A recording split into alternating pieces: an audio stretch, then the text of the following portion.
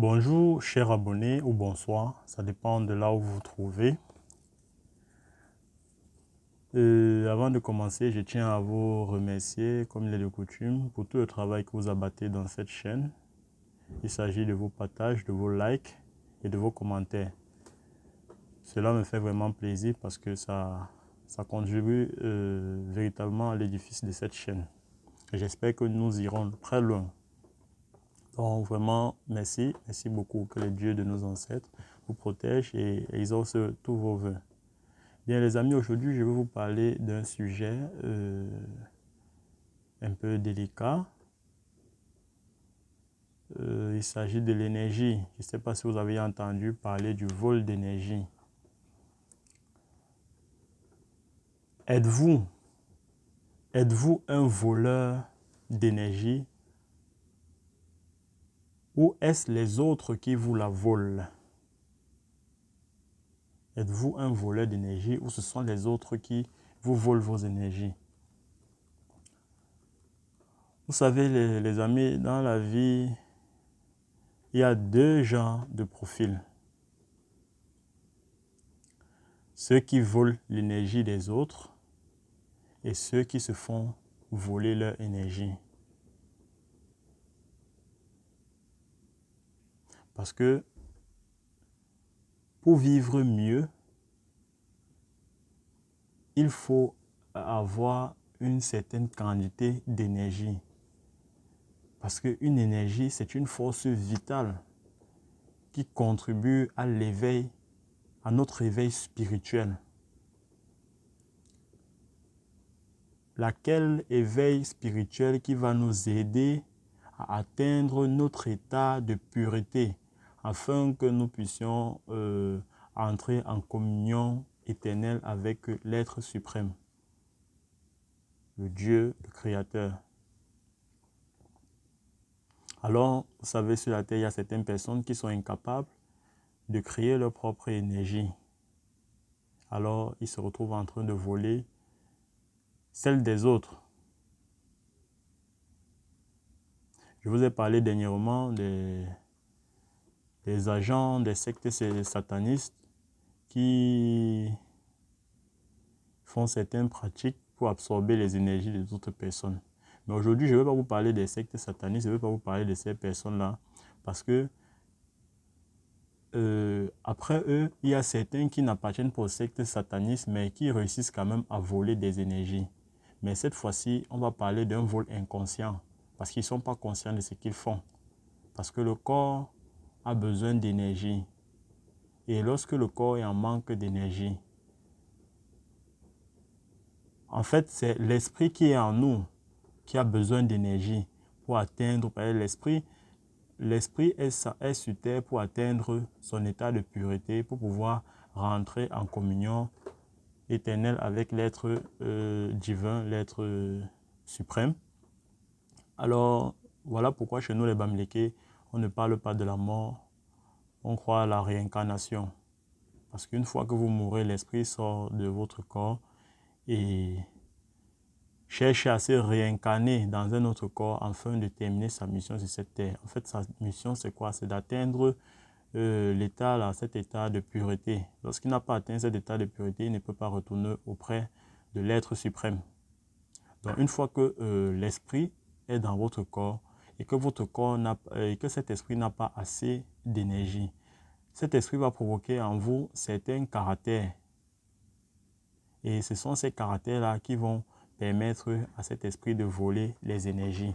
Mais votre corps en cet instant est inconscient. Vous le faites inconsciemment. Vous n'êtes pas conscient de ce que vous faites. C'est l'esprit qui est en vous qui vous pousse, qui en fait vole les énergies d'autres personnes. Donc, ceux qui volent les énergies, c'est pour vous dire, ceux qui volent les énergies ne sont pas forcément ceux qui appartiennent à des sectes satanistes. Donc, après cette vidéo, vous allez pouvoir déterminer, après cette vidéo, après tout ce que je vais vous enseigner ce soir, vous allez pouvoir déterminer de quelle catégorie vous faites partie. Et vous allez, en vous posant la question, suis-je un voleur de rêve, un voleur d'énergie, ou bien ce sont les autres qui me la volent. Donc, après cette vidéo, vous allez répondre à cette question. Vous allez pouvoir répondre à cette question. Alors, suis-je un voleur d'énergie? Suis-je un voleur d'énergie? La plupart des individus n'ont malheureusement pas la faculté de générer leur propre énergie ou ne savent pas comment faire. Comme j'ai dit, je me répète, par conséquent, ils sont obligés de voler celle des autres pour en avoir assez, puisqu'ils ne sont pas capables. Je vais vous montrer à la fin de la vidéo comment récupérer ses énergies, comment augmenter son taux d'énergie. Ce que beaucoup ne savent pas faire. Alors, ils se sentent obligés de voler celle des autres, mais inconsciemment. Je parle ici inconsciemment. Ceux qui volent consciemment les énergies des autres, c'est ceux-là qui appartiennent à les sectes satanistes. Ils volent consciemment grâce à certaines pratiques. Ils volent les énergies des autres. Mais ceux qui le font inconsciemment, il y a aussi ceux qui le font inconsciemment. Ils n'appartiennent pas aux sectes satanistes. Donc, si après cette vidéo, vous répondez à la question de savoir si je suis un voleur d'énergie, si il en ressort que vous n'êtes pas un voleur d'énergie, que ce sont les autres qui volent vos énergies, je vais vous montrer comment récupérer ces énergies-là d'une manière très simple. Ce n'est pas la magie, ce n'est pas... Non, non, non, c'est d'une manière très naturelle que nos ancêtres faisaient d'ailleurs. Donc, ce sont les pratiques que nos ancêtres faisaient, qu'aujourd'hui, on se voit en train de délaisser. Bien. Comme j'ai dit, ici, là, ceux qui volent les énergies le font d'une manière inconsciente, donc ils ne font pas exprès. Parmi ceux qui volent les énergies, on regroupe 4 types de personnalités. Parmi ceux qui volent les énergies inconsciemment, parmi ces gens-là, on regroupe 4 types de personnalités. Ces personnalités, je vais d'abord les citer et puis je vais dire comment ils font pour vous voler les énergies. La première personnalité,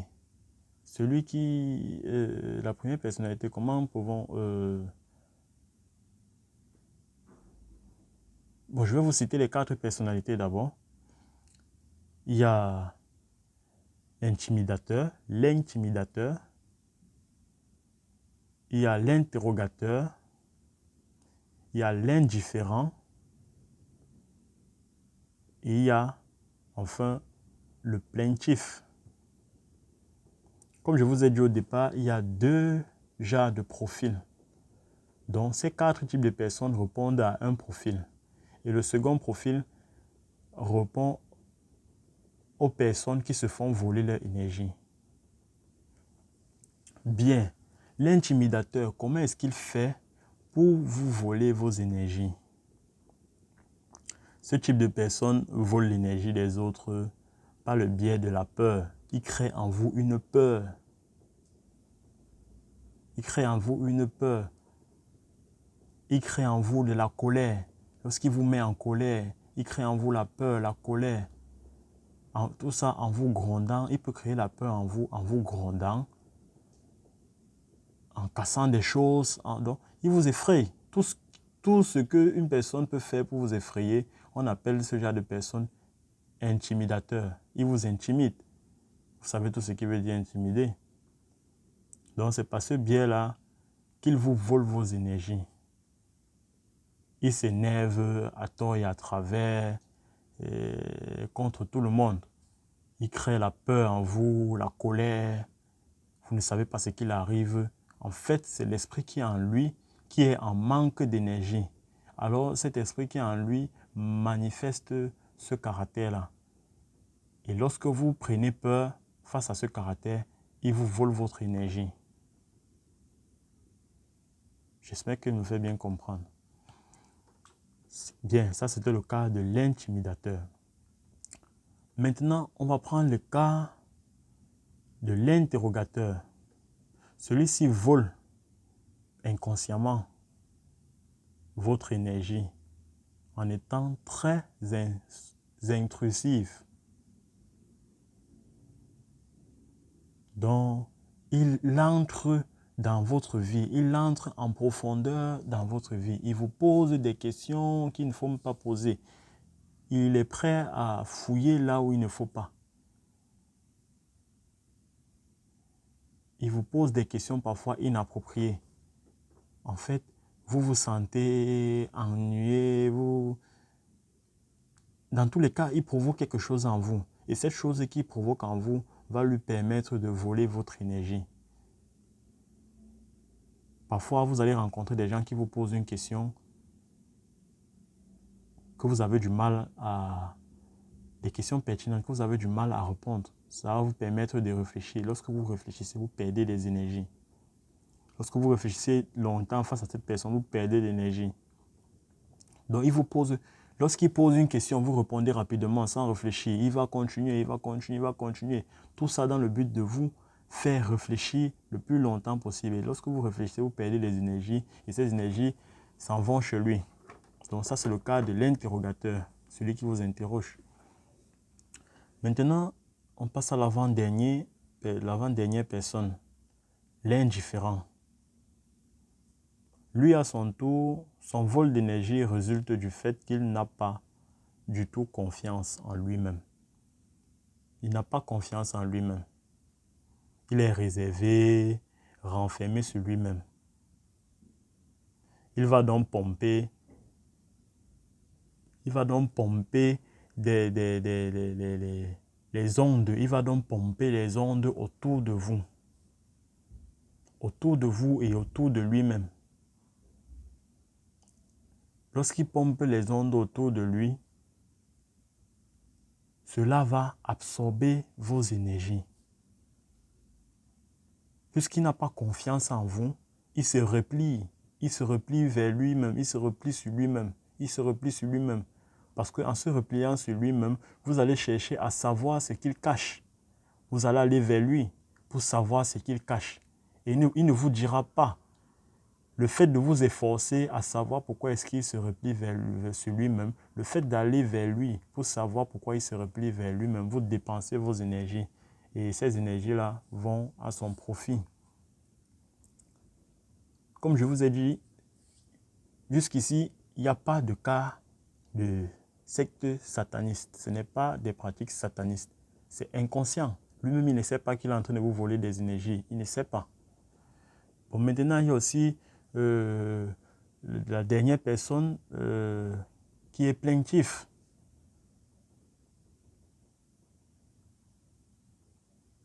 C'est celui-là qui voit toujours des problèmes partout. Il ne reconnaît pas ses fautes. Il se plaint à tout moment. Il raconte toujours sa vie pénible à tout le monde. Lorsqu'il rencontre une personne, il raconte sa vie. J'ai souffert, j'ai fait comme ça, c'est cela. Vous ressentez de la compassion pour lui. En fait, lorsque son histoire vous touche, vous perdez l'énergie. Mais attention, je ne veux pas ici là vous dire de ne pas ressentir la compassion pour certaines personnes. Oui, mais après, il va falloir que vous faites ce que je vais vous montrer à la fin, comment récupérer ces énergies. Parce que lorsque vous êtes touché sentimentalement par une personne, cette personne vous vole vos énergies. Voilà pourquoi ce n'est pas bien d'avoir une femme à la maison et d'aller coucher avec une autre femme à l'extérieur de la maison. Lorsque vous laissez votre femme à la maison et que vous partez coucher avec une autre femme à l'extérieur, elle vous vole vos énergies. Inconsciemment, ça peut être consciemment comme inconsciemment, elle vous vole vos énergies et vous retournez à la maison avec un taux d'énergie bas. Or, avec votre femme, l'énergie est compensée. Lorsqu'elle prend chez vous, vous prenez chez elle. Personne ne perd, c'est équilibré. Si je me fais comprendre, c'est équilibré. Donc, c'était un peu là les 4 types de personnes, de personnalités qui volent les énergies inconsciemment. Donc, je veux aussi là profiter pour sensibiliser ceux-là qui sont infidèles. Lorsque vous laissez votre femme à la maison, bien vous laissez votre homme et que vous allez avec d'autres femmes à l'extérieur, sachez que vous perdez vos énergies. Vous perdez vos énergies.